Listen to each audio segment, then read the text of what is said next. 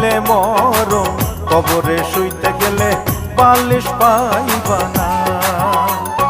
কাগতরে ব্যথা হইলে ওরে মন, কাগতরে ব্যথা হইলে ঝাঁটু বামের মালিশ পাইবা না। হাইরে জীবন হইলে মরণ, কবরে শুইতে গেলে বালিশ পাইবা না।